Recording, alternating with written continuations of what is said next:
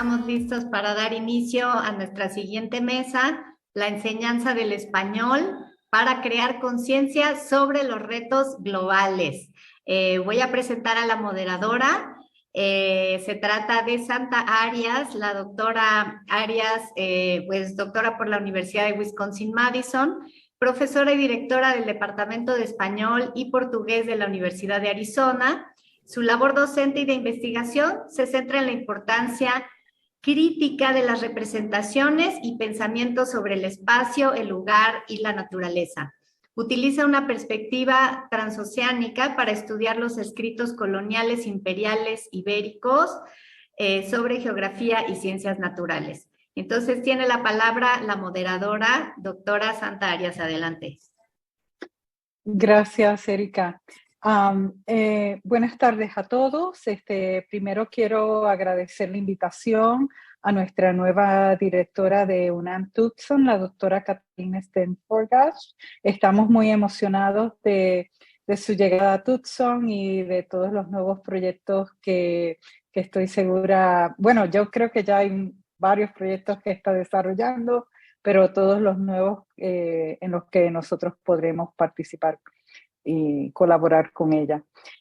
También quiero agradecer a los organizadores de este encuentro virtual y a los panelistas tan generosos de mi universidad que se encuentran conmigo esta tarde. Aquí me acompañan la doctora Yadira Berigan. Ella es doctora en literatura latinoamericana, también tiene una licenciatura en economía y es profesora asociada de la Universidad de Arizona. Su área de interés académico y de enseñanza gira en torno a la política, economía, la cultura y también el performance en América Latina, particularmente en Centroamérica. También me acompaña, ella ha estado como profesora docente en Arizona State University, no se confundan, pero comienza ahora en junio 1 en la Universidad de Arizona en Tucson, la doctora Dulce González Esteves, y estamos muy emocionados y esperando su llegada a Tucson. Dulce González Esteves es licenciada en estudios de justicia, tiene certificados en traducción e investigación institucional en Arizona State y ella es tiene un doctorado en literatura también de Arizona State. En Arizona State ella desarrolló un currículum de perspectivas culturales para las ciencias con énfasis en las intersecciones en la ciencia, la justicia y la cultura. Y finalmente, para mí es un gusto poder compartir la mesa también con la doctora Marta Civil. Ella tiene su doctorado de la Universidad de Illinois en Urbana-Champaign. Es profesora de matemáticas en la Universidad de Arizona. Su investigación en la educación de la matemática se extiende en dos áreas: la formación de profesores y equidad en la educación.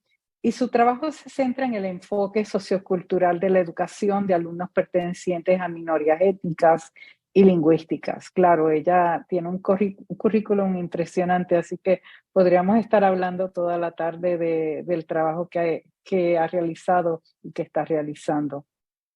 En mi caso, como directora del Departamento de Español y Portugués de la Universidad de Arizona, estoy atenta a la necesidad de nuestros estudiantes de aprender la lengua y la cultura. Desde mi punto de vista, esta se debe llevar a cabo con una formación transdisciplinar, transhistórica y geográficamente comparativa. La historia del desarrollo y el uso del español tiene que estudiarse pensando en la difusión, contactos y conciencia de otras lenguas y tradiciones que a través del hemisferio americano y otras regiones transoceánicas han contribuido a las formas de expresión cultural que nos acompañan, no importa dónde estemos. Y por supuesto la lengua que hablamos. Y quiero mencionar algo que enfatizó el profesor John Sullivan ayer en la sesión sobre el español y el náhuatl, y y él nos recordó, ¿no? Y discutió la influencia del náhuatl en el español. Así que cuando pensamos en la enseñanza del español, necesitamos también pensar en la lengua, ¿no? Como un agente dinámico, ¿no? Que también refleja las múltiples identidades que viven en nosotros. El español es la lengua más hablada del hemisferio occidental. También es la tercera lengua más importante del Internet, ¿no? Muy interesante. En mi caso, yo soy especialista en estudios coloniales, entonces me interesa este legado y la historia de la difusión, parte del pasado y del presente de la colonialidad que todavía sobrevive. Yo soy puertorriqueña, así que para mí hablar de la colonia es algo muy, muy vivo, muy, muy del momento de hoy. La enorme expansión de la monarquía hispánica difundió también la lengua a las islas del Pacífico, Asia y África. Cuando pensamos en los viejos retos y luchas por sobrevivir, la conquista ibérica, y no podemos olvidar a Portugal, impulsó la industrialización, la esclavitud racial, la extracción de la plata, el comercio transregional y la primera economía global. Esto lo articuló hace varios años el intelectual francés muy mexicanista Sergei Gruzinski al definir la primera globalización de la monarquía hispánica como un proyecto político y de dominio que, como señala Manuel Lucena Giraldo, creó unas redes planetarias en consonancia con un etos imperial marítimo que definió el carácter verdaderamente global del proyecto imperial. Este incluyó la descripción del globo, el conocimiento de lenguas con vistas a promover la religión católica, la mediación cultural como necesidad, la transmisión de noticias por todo el mundo, el movimiento continuo de bienes, objetos y seres humanos, la aparición de nuevas identidades y de diferentes formas de culturas y también el desarrollo de la ciencia a través de los territorios que estaban siendo colonizados. La idea detrás de la organización de esta mesa ha sido la de compartir diferentes perspectivas sobre el uso, la enseñanza y promoción del español en Arizona para educar a nuestros estudiantes y llegar a nuestras comunidades. Tenemos que recordar que la Universidad de Arizona es una universidad pública. Es una universidad que sirve a la comunidad hispana, Hispanic Serving Institution, y también es una universidad global. Entonces, al alinear nuestro trabajo docente con la misión de la universidad, reenfocamos nuestro trabajo alrededor de la conciencia de los problemas globales y su historia, y brindarles las herramientas a nuestros estudiantes para poder confrontar estos viejos y nuevos retos. Así que ahora le cedo la palabra a Yadira Perigán. No sé si está en la mesa. Estoy acá. Ok, es que no veo a Sí. todo el mundo. Gracias, Yadira. Muchas gracias a ti y muchas gracias a todos por invitarme. Si oyen un poquito de música, es que tienen background music aquí. No puedo hacer mucho sobre eso, pero para empezar yo les voy a hablar, ¿verdad? Me pidió Santa, ¿no? Que hablara un poquito sobre una clase que doy y también sobre cómo es que en las clases de español podemos hacer un enfoque en la conciencia social y cómo podemos llevar a nuestros estudiantes a un pensamiento crítico, ¿no? Y que piense más. Entonces, pero yo quería empezar un poquito con, pues, la idea del aprendizaje de español, que, pues, el aprendizaje como proceso de aprendizaje lo vamos a ver, más que todo va a pasar en los primeros 2 años de estudios del estudiante de segundo idioma,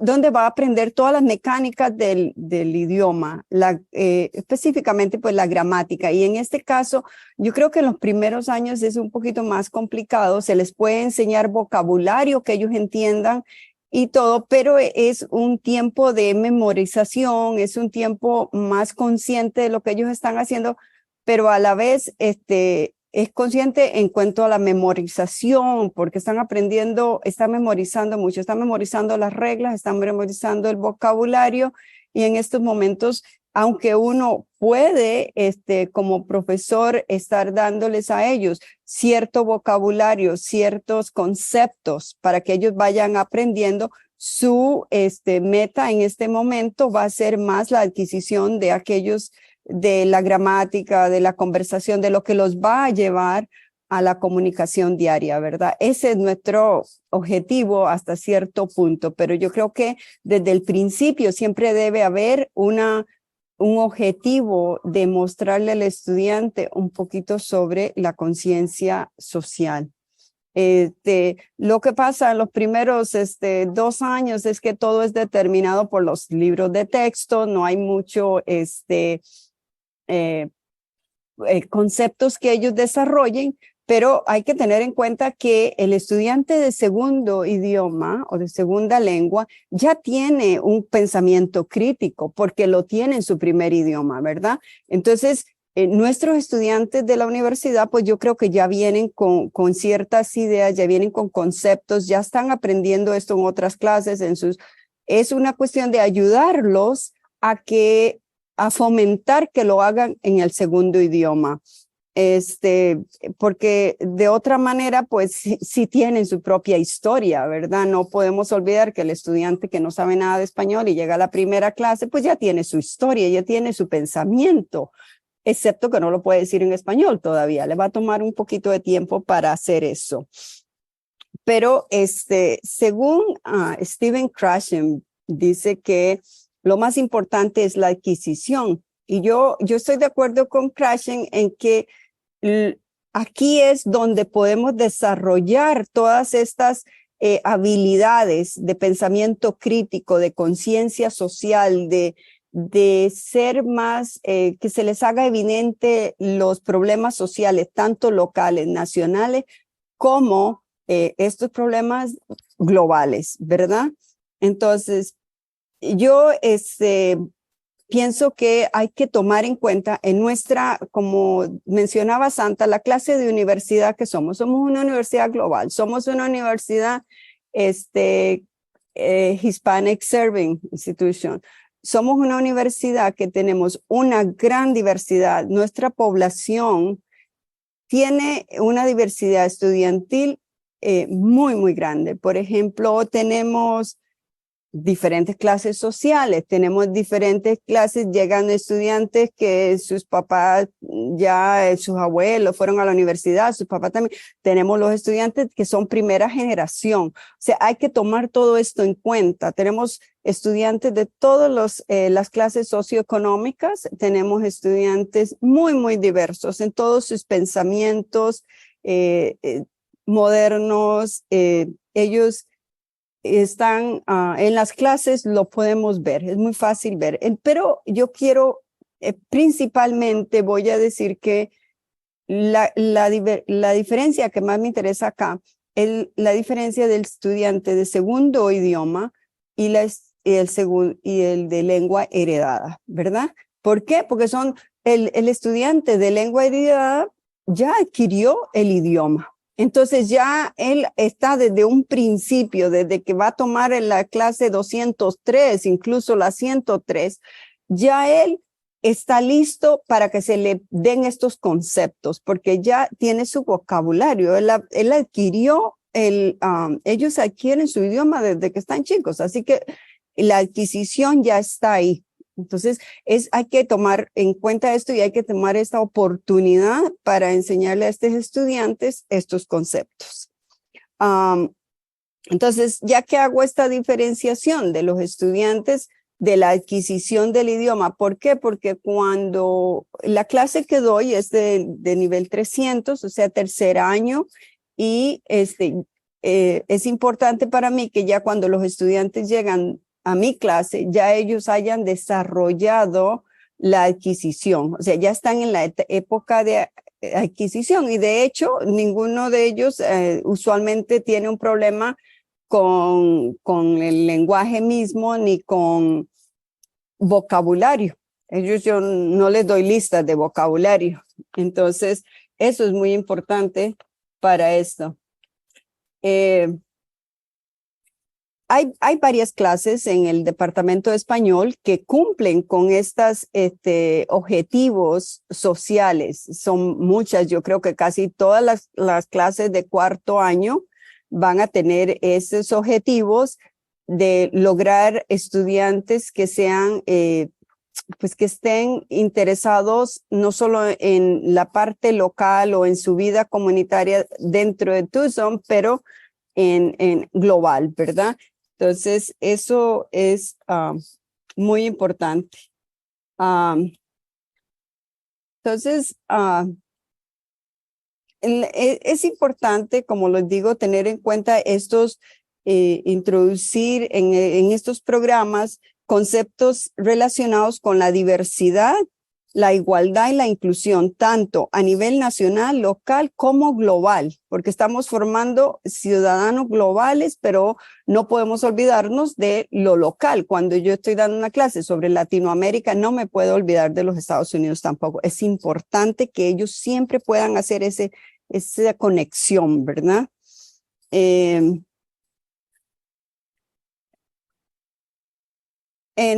Como les he dicho, ya nosotros tenemos varias clases que cumplen estos requisitos, que yo sé que muchos profesores ya tienen estos objetivos en sus clases. Pero ahorita me gustaría hablarles un poquito sobre la clase que yo doy, la clase que es la 371, es una clase de negocios de español para negocios y economía. Ahora, eso parecería como que voy a darle a los estudiantes un montón de vocabulario, pero en realidad no les doy vocabulario.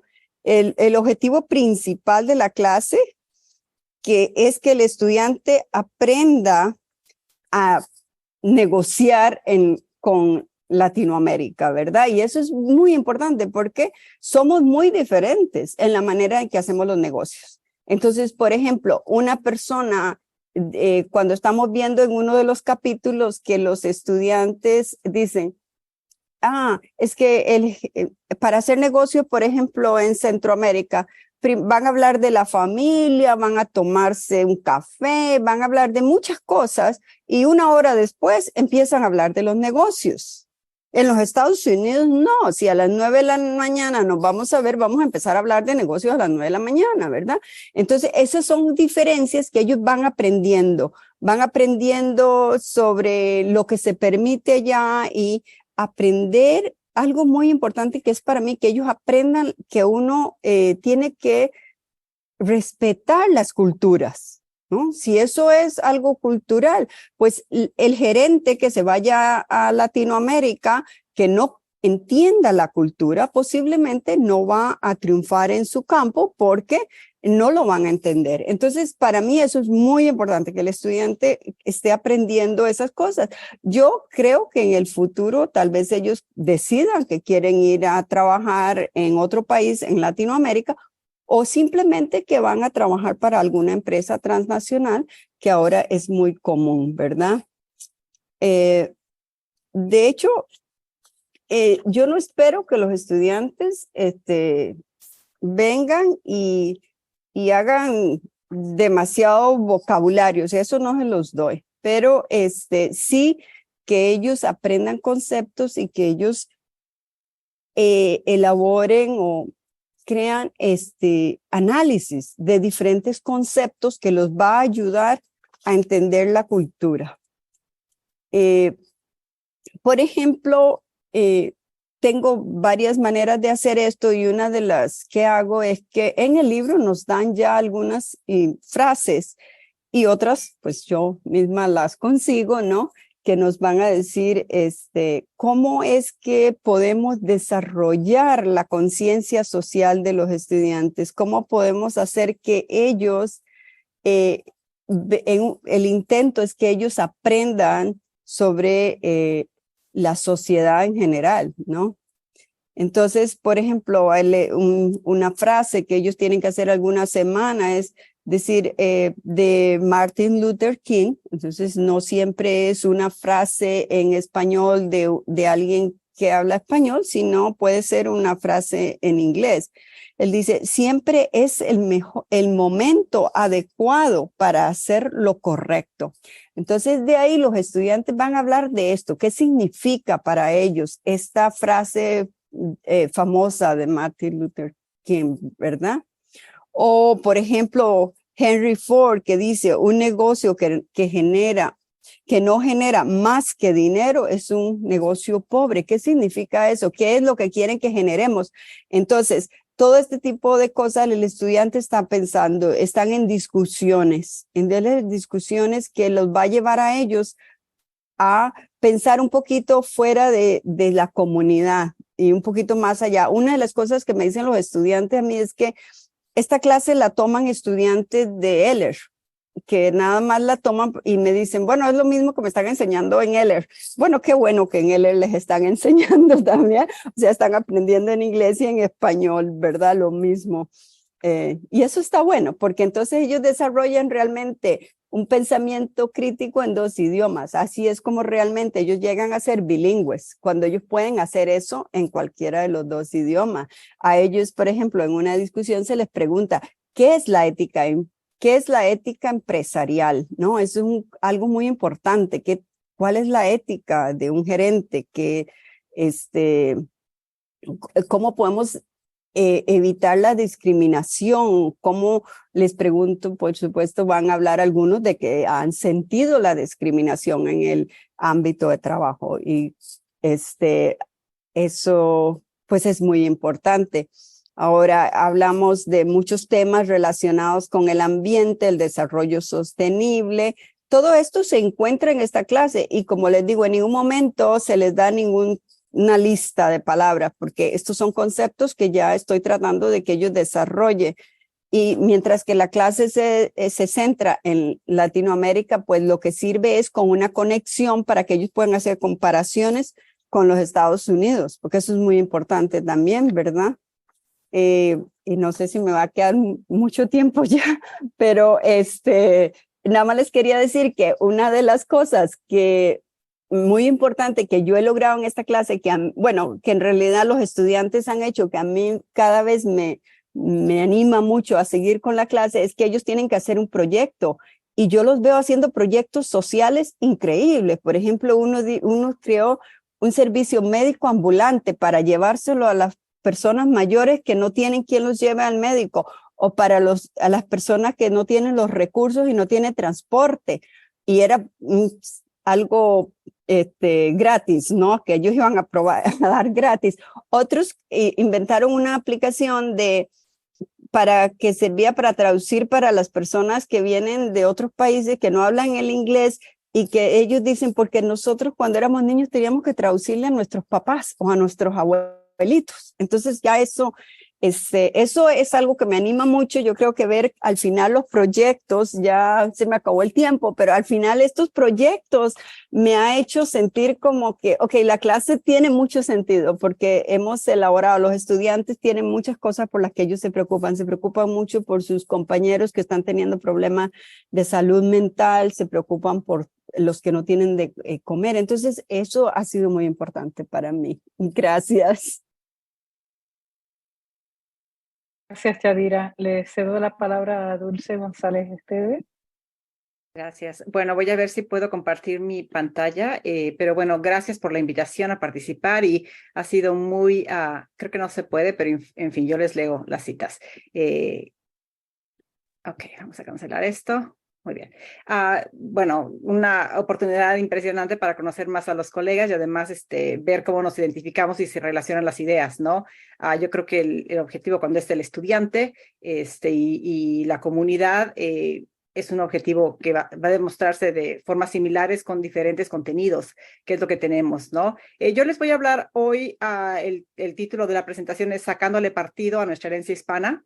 Y bueno, ustedes no lo pueden ver acá, pero tengo en el PowerPoint una imagen de Mafalda, y pensando en las complejidades, ¿no? De entender, por ejemplo, el humor en una cultura y pasarlo a otra cultura. Yo me enfoco mucho en las áreas de traducción, interpretación, además del área de salud, equidad, leyes, etcétera.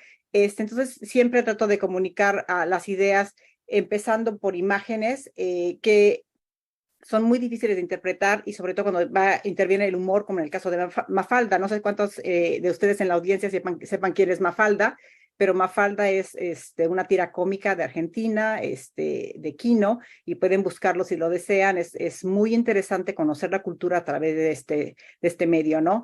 Pero además de Mafalda, desde luego tenemos otros casos, por ejemplo, los libros que se van traduciendo, como en el caso que les voy a mencionar ahora de Néstor García Canclini, en su libro de Culturas Híbridas, que fue traducido al inglés en el 2005, y aquí el traductor nos hablaba, y les voy a dar la cita en inglés, porque así lo escribió el traductor. Él dice, García Canclini's analysis of tradition and modernity may prove difficult for readers in the United States to apprehend. The gap in comprehension derives from the absolute ideological divide between North and South. Entonces vamos a ver también, o me parece que es importante que entendamos y que pensemos siempre cuando estamos dando un curso, que tenemos dificultad no solamente en cuanto al uso de la lengua, pero también en como lo decía Yadira, en cuanto a la idiosincrasia. Es diferente, y negar que existen esas diferencias y que son fundamentales es también negarles a nuestros estudiantes la habilidad de realmente participar en otra cultura, ¿no? Como decía Yadira, ya no solamente cuestión de vocabulario y lenguaje, sino también ver otras áreas de la lengua que participa de la cultura y que se va generando desde luego nuevos avances en el idioma mismo, ¿no? Entonces la cultura como parte, la lengua como parte de la cultura es solamente una parte de lo que hay que enseñarle al estudiante. Entonces hablamos de que los lectores probablemente en Estados Unidos tal vez no entienden el mismo concepto de modernidad del que habla Néstor García Canclini, porque ellos entienden la modernidad de una forma distinta. Es como decir, por ejemplo, terrorismo de Estado. En Estados Unidos se entiende distinto que en, por ejemplo, Argentina o en Chile, ¿no? Entonces, ir pensando que las palabras no siempre significan lo mismo, depende de donde nos situemos geográficamente, e inclusive por ejemplo, si somos clase media o somos clase alta, si estamos en el sur o en el norte de los Estados Unidos o de México o de Perú.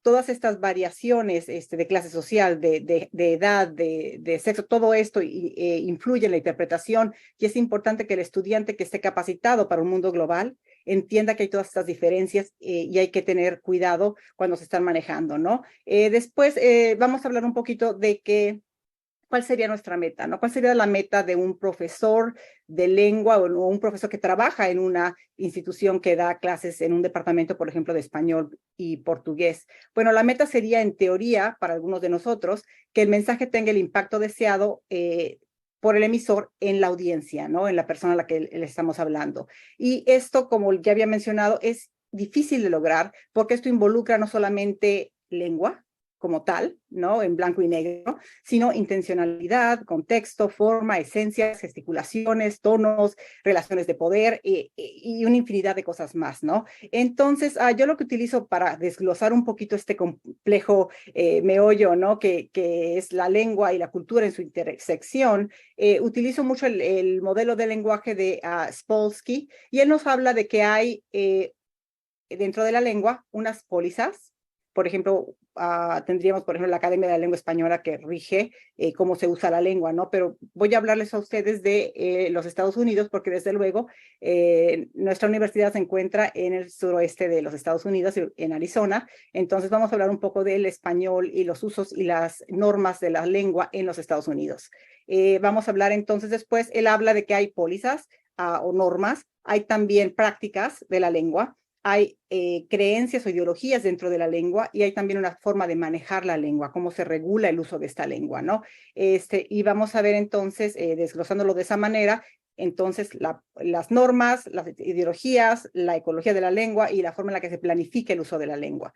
Vamos a encontrar también, para hacer un poquito más asequible eso en 12 minutos, que voy a utilizar solamente el campo de la medicina como ejemplo, porque, bueno, no tenemos mucho tiempo, ¿no? Entonces, en el caso del campo de la medicina en los Estados Unidos, les voy a dar una cita del 2013 de Sears, que dice que understanding the linguistic capabilities of immigrant populations is essential to ensure equal access and quality of healthcare. Entonces, vamos a hablar de medicina y vamos a hablar de por qué estamos hablando de medicina y de lengua, ¿no? Bueno, porque es importante para no desaprovechar recursos en parte, pero también para que haya un mejor cuidado médico, ¿no? Y más salubridad en los Estados Unidos. Entonces, este es un problema social apremiante porque como les voy a mencionar ahora, les estoy leyendo algunas citas que desafortunadamente no pueden ver en PowerPoint.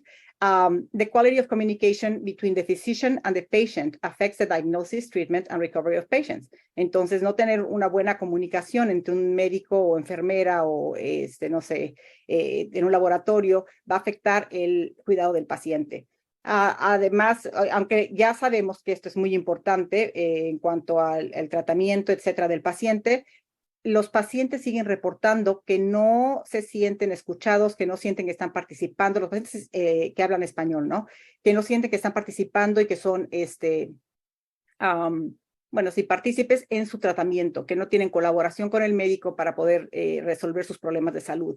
Entonces, es importante y se ha vuelto una situación apremiante resolver estos problemas. ¿Cómo vamos a lograr quitar esas barreras de comunicación para que haya un mejor tratamiento para el paciente, para que haya una mejor, que no haya, por ejemplo, en el caso del COVID-19, esto nos hizo notar lo importante que es que todos los miembros de la sociedad, independientemente de su estatus legal o del idioma que hablan o de su nacionalidad, etcétera, tengan acceso a recursos de salud, ¿no? Para evitar, por ejemplo, en el caso del COVID, que se expanda una epidemia. Entonces, vemos que se han creado desde antes del COVID, desde luego, pero debido a esta necesidad que es tan urgente, se han creado normas relacionadas con el lenguaje. Y en Estados Unidos estamos hablando del Title VI, que es la ley en contra de discriminación. Y vamos a notar cuando se habla de esta ley, se habla de que tienen que tener, y les voy a leer un párrafo que viene exactamente del Title VI, que dice, health inequities in our nation are well documented. Providing class is one strategy to help eliminate health inequities. By tailoring services to an individual's culture and language preferences, health professionals can help bring about positive health outcomes for diverse populations. The provision of health services that are respectful and responsive to the health beliefs, practices, and needs of diverse patients can help close the gap in health outcomes. Entonces, aquí vamos a ver que se habla de respeto, se habla de entender las prácticas de salud, las ideologías y las creencias y las necesidades de un paciente que no son las mismas que las de un paciente que no tiene el trasfondo latinoamericano, ¿no? O que hable español, ya sea de España o que ya sea que el paciente sea de España o de Latinoamérica. Entonces, tenemos también que esta ley se enfrenta con ciertas ideologías que ya están en boga, ¿no? Una de las ideologías, por ejemplo, es, y si les voy a leer otra cita otra vez, dice, an estimated annual loss of $309 million is attributed to the direct and indirect cost of health disparities.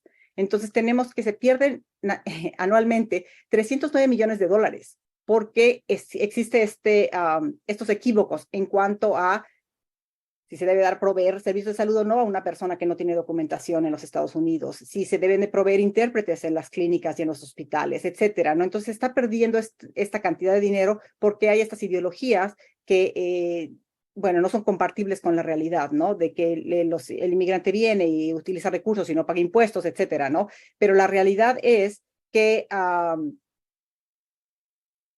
comparados con otros lugares en donde se utilizan los recursos monetarios para la salud, el costo de proveer, por ejemplo, intérpretes que puedan ayudar a hacer esa transición no solamente de lenguaje, pero también cultural, es mínimo.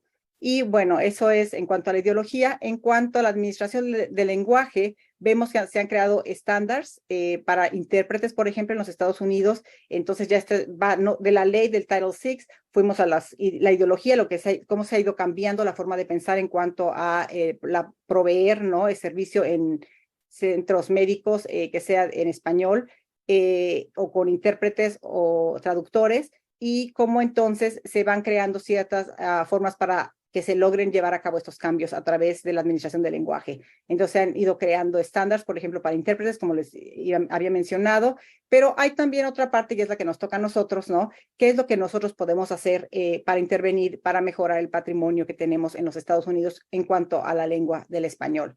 Entonces, en esta área, ¿no?, de la práctica y la ecología del lenguaje, vamos a ver que podemos, nosotros como maestros, por ejemplo, los que estamos involucrados en la educación, crear cursos, como ya lo había mencionado Indira, perdón, que involucre no solamente el uso de la lengua, pero también conocimiento de la cultura, conocimiento de un trasfondo histórico también, como mencionó Santa, ideologías que tal vez pasan desapercibidas para una persona que no está acostumbrada al entorno latinoamericano o de España. Es importante entonces, por ejemplo, en mi caso, la creación del curso de Healing Traditions of Latin America. Solamente les menciono el curso de Healing Traditions, tradiciones de sanidad en Latinoamérica, nunca había traducido el título, pero los menciono porque estamos hablando de salud hoy, ¿no? Entonces, en este curso el objetivo es, y se lo leo en inglés como está en el syllabus, Interdisciplinary Approach to the Intersectionality of Human Rights, Theory, Social Norms, and Wellness to Produce Research-Based Actionable Responses to Community-Related Issues in Healthcare, que es muy parecido a lo que ya les habían mencionado en el curso de negocios, y como lo llevo a cabo dentro del programa, les voy a mencionar nada más de qué se trata cada módulo, y se los menciono en inglés porque el syllabus o el curso se da en inglés. Este no es un curso que se da en español, es un curso para aquella persona que no tuvo suficiente tiempo, por ejemplo, para tomar muchos cursos en inglés, pero quiere entender la cultura, puede entrar a este curso, y es una manera también de que los estudiantes se interesen en la cultura y después se queden a tomar más cursos de español. Entonces es como un gateway course que le llaman, para que se genere interés en la cultura, y eso desde luego lleva un interés a la lengua. Es como el study abroad, ¿no? Que llevas a los chicos, aunque hablen inglés, solamente a otro país, y ahí se interesan por la cultura y luego quieren seguir aprendiendo para seguir comunicándose con los hispanohablantes, ¿no? Entonces, bueno, en este curso que les hablaba ya de Healing Traditions, el módulo 1 es Transcending Cross-Cultural Communication with Latinos in the Americas. Hablamos de la etnomedicina en Nuevo México, porque desde luego cuando estamos hablando de latinos en las Américas, estamos hablando de los latinos también en los Estados Unidos. Después el segundo módulo habla de Historical Narratives, Health and Social Control, cómo se utiliza históricamente la salud como un mecanismo de control social. En el siguiente módulo hablamos de los Psychological Effects of Stress, Poverty and Dehumanization, cómo hemos logrado deshumanizar a ciertos individuos, culpándolos de ser, por ejemplo, retrógradas o no tener ciertas capacidades que son humanas, cuando en realidad la explicación es que hay ciertos motivos sociales y económicos que los llevan a estas situaciones, ¿no? El cuarto módulo es Scientific Knowledge and Imagined Empires, cómo se utiliza la medicina para crear ciertos imperios, ¿no?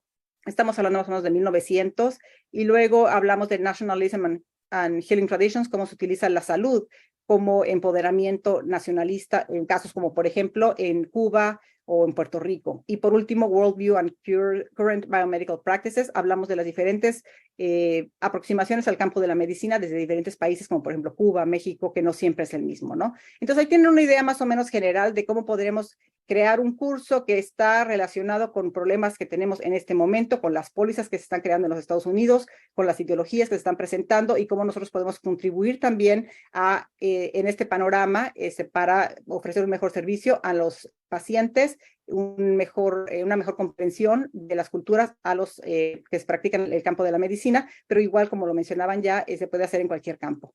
Bueno, gracias por su atención y por permitirme participar hoy. Gracias, Dulce. Y ahora le cedo la palabra a la profesora Marta Civil. Muchas gracias. Bueno, lo que voy a presentar es muy diferente. Vamos, no puedo ni encontrar ningún punto de relación entre las dos panelistas y lo que yo hago. A ver, yo estoy en el departamento de matemáticas y llevo muchos años trabajando con la comunidad de origen mexicano, sobre todo con madres de familia, organizando talleres de matemáticas y cursos de matemáticas en español. Bueno, en los dos idiomas, pero mayoritariamente en español. Y la idea no es solamente que les queremos enseñar a las madres, porque es muchas veces lo que la gente piensa, bueno, los padres, pero las que vienen casi siempre son madres, cómo ayudar a sus hijos en matemáticas. Eso es un poco el cómo lo vendemos, el producto, digamos, ¿no? Pero a mí lo que me interesa realmente promover en esto es que las familias, las comunidades de cualquier cultura tienen mucha riqueza de conocimientos matemáticos que muchas veces las escuelas no reconocen. Entonces, al poder hacer estos talleres, estas conversaciones en español, nos permite saber y aprender más de cómo utilizan, por ejemplo, cómo aprendieron las madres matemáticas en México, cuáles fueron sus experiencias escolares, cómo se compara esto con lo que sus hijos están haciendo ahora en Estados Unidos, cómo utilizan las matemáticas en su vida diaria, cómo se podría traer esta idea de la vida diaria a las escuelas, ¿no? Entonces, para mí, este es el enfoque, uno de los enfoques fundamentales es el ver la riqueza del conocimiento que tienen las familias en matemáticas. A la vez, claro, esto les ayuda a apoyar a sus hijos e hijas, porque nosotros presentamos, pues, decimos, mira, aquí es cómo se explica, cómo se enseña, yo qué sé, algo de geometría o algo de aritmética. Ah, no, nosotros no aprendimos así. Ah, pues vamos a ver cómo lo aprendieron y por qué lo aprendieron así, por qué no tal, y comparamos. Y entonces está todo el concepto de cómo es lo que valoramos, ¿no? Lo que llamamos en inglés valorization, knowledge valorization, valorización del conocimiento, ¿no? Por ejemplo, para todos aquellos que han aprendido, o sea, muchos de ustedes sabrán esto, ¿no? El cómo se divide la división, la operación de división en México es diferente de cómo se enseña la división en Estados Unidos, es diferente de cómo lo aprendí yo en España. Entonces eso crea, bueno, digamos que discusiones bastante moviditas, ¿eh? Nadie diría que discutir la división sea tan emocionante, pero al parecer lo es, porque las madres se ponen como, no, que por qué les enseñan así, no, qué tal, los maestros, no. Entonces, esto yo es lo que hago a un nivel. O sea, el primer punto que quiero dejarnos establecer es esta idea, ¿no? De trabajar con las madres en matemáticas, en español, pues para ver lo que es como un intercambio de experiencias. Nosotros enseñamos algo y nosotros aprendemos de ellas. Luego, el siguiente proyecto que hemos estado trabajando, que es más reciente, bueno, siempre lo hemos hecho, pero mucho más desarrollado ahora, son las madres y niños haciendo matemáticas juntos. Entonces, esto es muy interesante porque los niños y niñas suelen venir más bien con el idioma inglés dominante a nivel académico, porque están aprendiendo las matemáticas en inglés. O aunque estén yendo a clases de bilingüe, aún así les domina el inglés normalmente. Pero las madres suelen utilizar el español.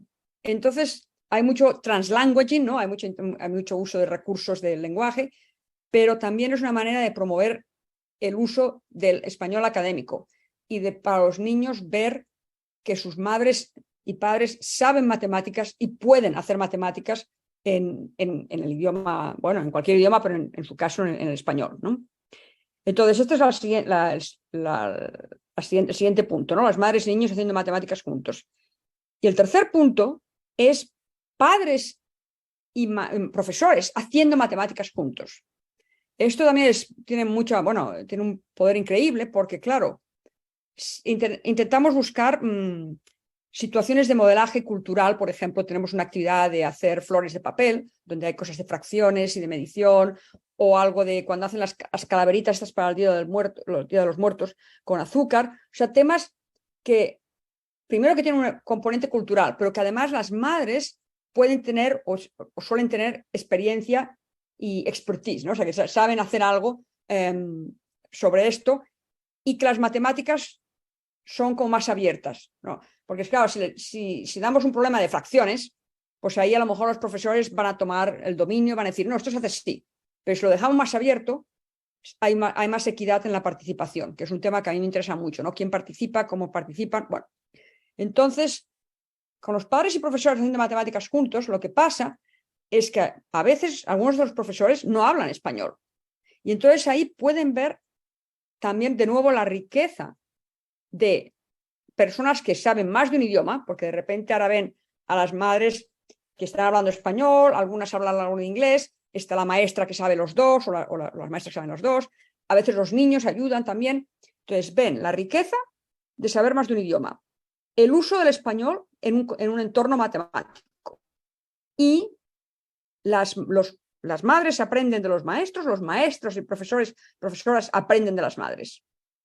Y esto también ha causado mucho impacto. De hecho, me acuerdo de una profesora que no habla español, ¿no? Y que decía que esto le pareció un proyecto muy importante porque como que había desarrollado más confianza y se sentía más cercana ahora a las madres. Y como antes en la escuela como que les tenía un poquito como de reparo. O sea, lo mismo que las madres a lo mejor no se sienten cómodas con las maestras porque no hablan español o no hablan inglés, depende del idioma, ¿no? Pasaba al revés, ¿no? Entonces, esto también pues crea más relación, una relación de confianza. Y luego ya estas son las tres partes principales, ¿no?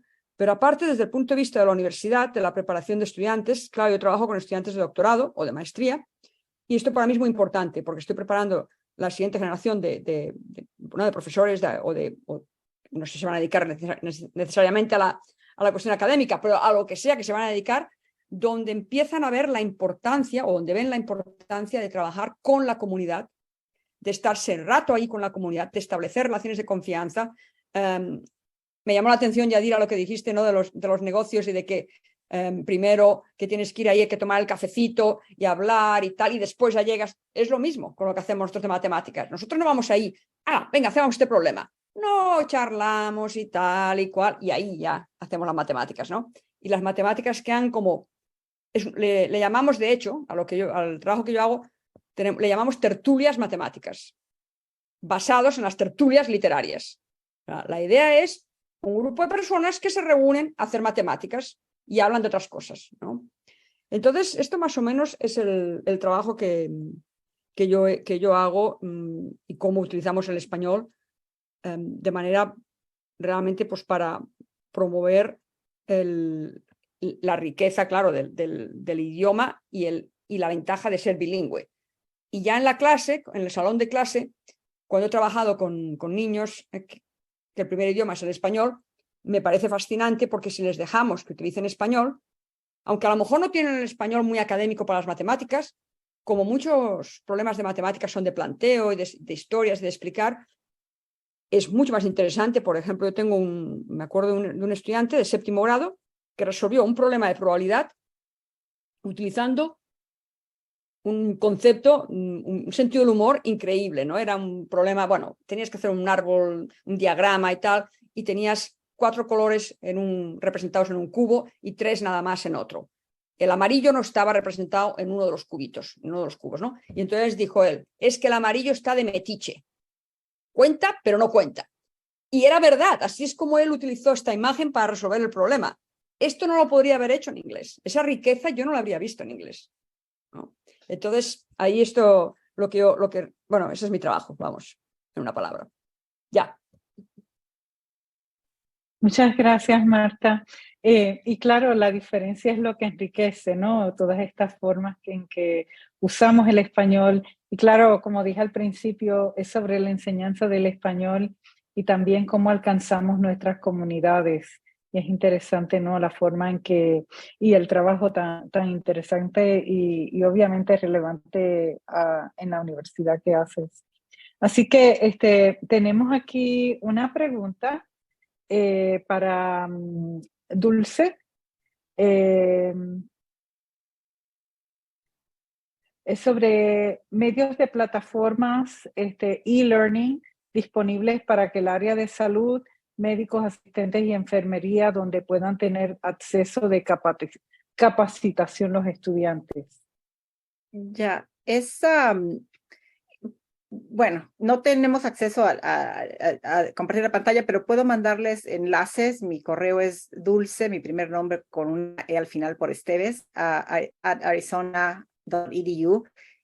Pueden enviarme ahí un correo y yo les puedo mandar los enlaces, pero realmente hay posibilidades de capacitación, por ejemplo, con la Universidad de La Habana. Si les interesa, desde luego, ¿no? Esta perspectiva, ¿no? Desde otros países tenemos también en la Universidad de Guadalajara, el campo de la medicina, en Puerto Rico igual. Entonces les puedo mandar enlaces para esos sitios, pero hay una riqueza increíble. Si quieren un tipo de capacitación que no sea tan formal, o sea, que si quieren ustedes añadir recursos a sus cursos, también hay muchísimas cosas en línea que pues, se pueden utilizar. Igual como lo mencionaba ya Marta, ¿no? En el caso de las matemáticas, por ejemplo, los libros de texto de Cuba, de Guatemala, de México están disponibles para todas las áreas de conocimiento virtualmente, ¿no? Pueden entrar nada más por ejemplo, a la SEP, libros gratuitos, y te dan todos libros desde kinder hasta secundaria, de texto de todas las áreas, ¿no? Pero, por ejemplo, en el área de salud, podríamos hacer ciencias naturales, ¿no? Van a venir algunos conceptos básicos en cuanto a biología, fisionomía, etcétera, que tal vez puedan serles de interés. Y eso, desde luego, está en la red, ¿no? Muy bien, gracias. Tenemos aquí un comentario de Paulina García. Me encantó el proyecto de matemáticas, ya que actualmente me voluntareo como tutora de matemáticas para alumnos de tercero y sexto grado en California, y he encontrado con que mi estudiante no entiende mi forma de explicar las matemáticas porque le enseñaron de otra forma. Ha sido un reto, ya que ambas tenemos que hacer el esfuerzo por entendernos, pero lleno de riquezas y aprendizaje para ambas. Ojalá que este tipo de proyectos se vuelvan nacionales, o sea, tenga más extensión.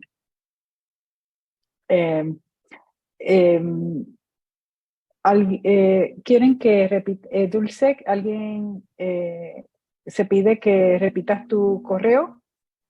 Sí, lo he puesto en el chat para todo el mundo, pero es Dulce como mi primer nombre y luego E de Esteves, Dulce E @arizona.edu. No tenemos ninguna otra pregunta. Yo tenía un comentario para Yadira. Yo también he enseñado el curso de español para negocios, que de hecho negocios para español y cultura. Y para mí ha sido interesante, ¿no? Cómo esa clase ofrece una oportunidad realmente riquísima, ¿no? Para hablar de las condiciones sociales a través de la América Latina, cómo se llegaron, ¿no? En el caso de las situaciones precarias, ¿no? La historia de esa precariedad desde la colonia hasta nuestros días. También ofrecen una oportunidad para hablar de la pobreza en la América Latina, de la demografía. Entonces, ¿podrías ampliar un poco sobre las oportunidades ¿no? que ves Claro. en una clase de este tipo? Sí, como lo dices, es una clase en la que se toca mucho la parte cultural, pero exactamente hablamos también de los conceptos sociales, y por supuesto que no podemos hablar de la economía de Latinoamérica. Y algo que no toqué, pero que sí, pues claro, es que cuando hablamos de la economía de Latinoamérica, que es el énfasis mío por lo que me gusta hacer, pero que la economía va como mano a mano con lo que es la historia de Latinoamérica y toda esa pobreza y todo lo que ha sufrido en manos de los gobiernos militares, de las juntas, de las dictaduras. Todo eso influye a lo que es hoy Latinoamérica, ¿verdad? Entonces no podemos hablar solamente de la actualidad sin hablar de todo esto, de cómo llegamos a donde estamos. Y sí, da para muchísimo la clase, porque pues cuando uno habla, como te digo, habla de la economía, pues de la economía y de los negocios, pero principalmente de la economía, pues se presta a que hables de las partes culturales y también de la historia. Y ahí pues vamos a tocar temas como los movimientos políticos, como la de las Madres de Mayo, y muchos otros como que han reaccionado precisamente a la parte política de Latinoamérica, ¿no? Entonces, Chile es un caso muy importante, ¿no? Porque Chile se le conoce como the child of neoliberalism, así que muy importante el caso de Chile también, ¿sí? Marta, a mí me hizo recordar, Marta, cuando mis niños estaban pequeños y llegaron con matemática, y a mí me gusta mucho la matemática, debo decirte, Marta, a mí me encanta la matemática, pero yo no sabía que la enseñaban diferente en los Estados Unidos hasta que mis hijos llegaron a decirme que les enseñara a hacer multiplicación y división y todo esto. Y yo estaba feliz y yo les estaba enseñando hasta que fueron a la escuela y la maestra les dijo que así no se hacía. Y yo, ¿cómo que así no se hace?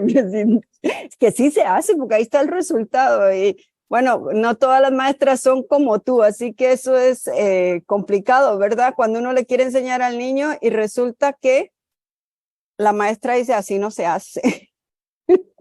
Sí, esto es un argumento que a mí me gusta. Gracias por comentar esto, porque quiero remarcar un punto que en realidad diferencias generacionales o diferencias siempre las ha habido. O sea, los niños, tú puedes tomar una familia que son de aquí, que se han criado aquí y tal, y pasa lo mismo, ¿no? Pero el punto que a mí me gusta hacer notar es que, sobre todo, cuando estás hablando de grupos inmigrantes, a veces que han estado marginados o que están marginados, ¿no? Entonces, esos conocimientos que la madre o que los padres tienen o traen, no se aprecian. Entonces, una cosa es decir, no, tienes que hacer como yo te lo explico, y entonces tú a lo mejor como madre de familia dices, ¿por qué te están diciendo? Bueno, venga, va, pues vale, muy bien, pues hay que hacerlo como dice la escuela, ¿no? Pero a nosotros lo que nos ha pasado es que algunas de las madres incluso eran maestras en México, por ejemplo, o tienen estudios suficientes, o sea, pueden ayudarte sobras a sus hijos con el contenido, ¿no? Pero no se les reconoce ese conocimiento, y entonces el niño o la niña se encuentra como pillado en el medio, ¿no? ¿De quién me fío, ¿no? Y tenemos citas muy bonitas, tristes, ¿no? Donde, por ejemplo, pues dicen, ¿no? De madres que dicen, no, mi hijo dice que la escuela en México no vale, ¿no? Porque como lo que enseñan allí es diferente de lo que enseñan aquí, pues entonces esto es lo que a mí me preocupa. Y el problema entonces es no solamente que las madres o que los padres vean el conocimiento que tienen, claro que lo ven, ¿no? Pero que se les valore, y que los maestros aprendan esos métodos también que traen. Porque, por ejemplo, la división en México, volviendo a la división, parecía la división en España, y hacemos la resta en la cabeza. Ajá. Mientras que en Estados Unidos se pone todo, ¿no? Oh, entonces sí. uno podría argumentar que en el fondo nuestro método, si vamos a hablar de nuestro método, es más eficiente, porque tienes que hacer cosas en la cabeza, que es lo que dicen las madres de México, por cierto, ¿no? Y entonces las maestras de aquí que dicen, pero es que si se equivocan, ¿cómo vamos a saber dónde se han equivocado? Y claro, cuando a mí me dicen esto, yo les digo, oye, pues perdona, pero yo me eduqué en España, he vivido toda mi vida así y no tuve ningún problema con que las maestras me dijeran, ¿y si te equivocas? O sea, hay que retar un poco, ¿no? Y un poco decir, a ver, pensemos, ¿cómo vemos las cosas? Un punto más, por cierto, que quiero hacer, una cosa fascinante es tener a madres que se han educado en otro sitio, llevarlas a ver una clase, en una aula de clase de matemáticas, sobre todo en middle school y high school, en cualquier nivel, ¿no? Pero es fascinante lo que ellas consideran normal, por ejemplo, y lo que se considera normal aquí. Es, bueno, súper interesante. Gracias a todas las panelistas. ¿Hay tiempo para otra pregunta o no, Erika? Adelante, la última si gusta. Bueno, hay una pregunta en el chat para la profesora Yadira Berigan. ¿Cómo podemos vincular más a México con el resto de la América Latina? Siento que estamos lejanos a ellos, sus fenómenos sociales a veces nos parecen extraños. Wow. Eso, en la clase no tengo ningún problema, porque mientras que nosotros estamos hablando de diferentes países latinoamericanos, la mayoría de mis estudiantes van a tener una conexión con México. Entonces, más bien nos sirve que ellos comparan a México con incluso el resto de Latinoamérica. Y nos damos cuenta pues que México viene a ser muy parecido con Latinoamérica, más parecido con Latinoamérica que con los Estados Unidos.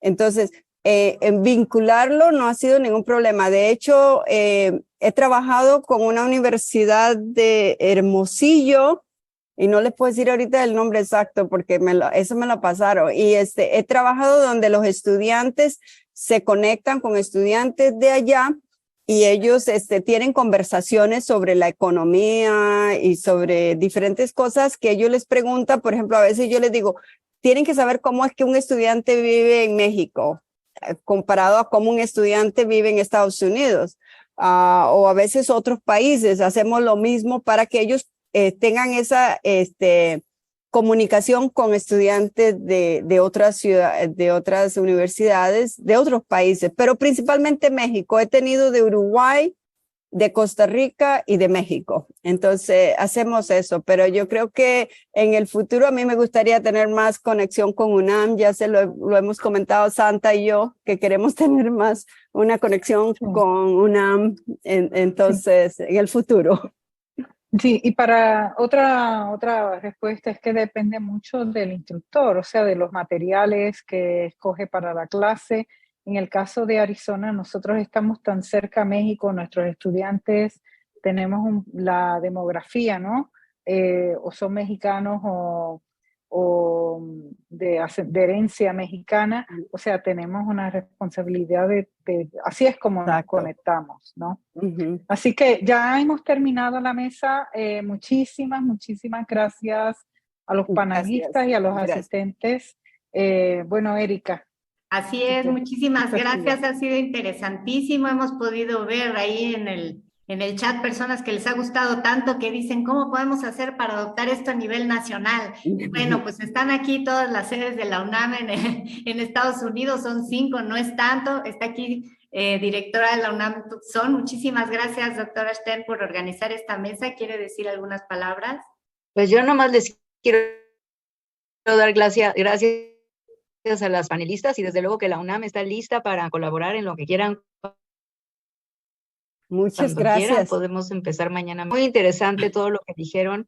A mí, yo soy física y a veces me cuesta trabajo pensar que se podía hacer una discusión sobre el español, porque digo, pues que no hay mucho que decir, nada más que hay que hablar español, pero sí es fascinante todo lo que hacen ustedes. Lo de matemáticas ya sabía, yo medio sabía todo lo que hace Marta, pero me parece interesantísimo cómo dan ustedes sus clases, cómo abordan los temas, y bueno, me encantaría que pudiéramos hacer más discusiones y juntar a más gente de la UNAM, y desde luego Erika es la persona perfecta para la colaboración con la UNAM en estos temas del español. Yo encantada también de colaborar en lo que sea. Muchísimas gracias, muy interesante. Muchísimas gracias por esta mesa de UNAM Tucson, también gracias a los compañeros de UNAM Los Ángeles, y nos vemos mañana a la misma hora y por el mismo canal. Gracias. Chao. Gracias, hasta luego.